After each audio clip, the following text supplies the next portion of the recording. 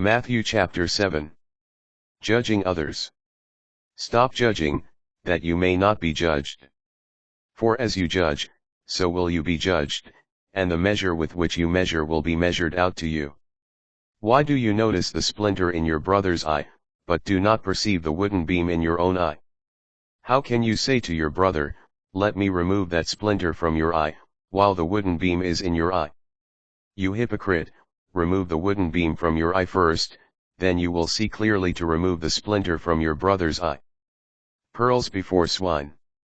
Do not give what is holy to dogs, or throw your pearls before swine, lest they trample them underfoot, and turn and tear you to pieces. The answer to prayers. Ask and it will be given to you, seek and you will find, knock and the door will be opened to you.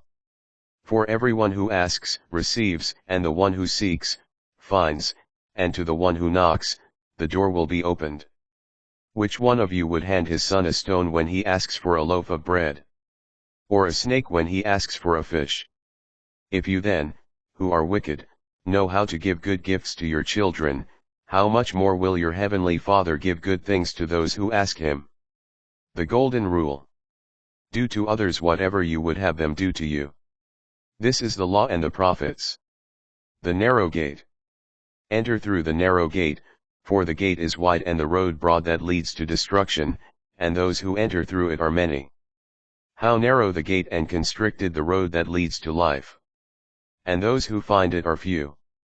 False prophets. Beware of false prophets, who come to you in sheep's clothing, but underneath are ravenous wolves. By their fruits you will know them.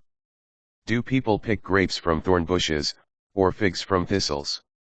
Just so, every good tree bears good fruit, and a rotten tree bears bad fruit. A good tree cannot bear bad fruit, nor can a rotten tree bear good fruit. Every tree that does not bear good fruit will be cut down and thrown into the fire. So by their fruits you will know them.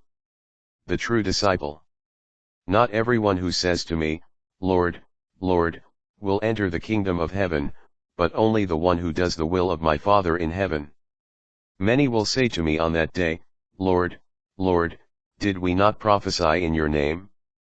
Did we not drive out demons in your name? Did we not do mighty deeds in your name?" Then I will declare to them solemnly, "I never knew you. Depart from me, you evildoers." The two foundations. Everyone who listens to these words of mine and acts on them will be like a wise man who built his house on rock. The rain fell, the floods came, and the winds blew and buffeted the house. But it did not collapse, it had been set solidly on rock. And everyone who listens to these words of mine but does not act on them will be like a fool who built his house on sand. The rain fell, the floods came, and the winds blew and buffeted the house. And it collapsed and was completely ruined. When Jesus finished these words, the crowds were astonished at his teaching. For he taught them as one having authority, and not as their scribes.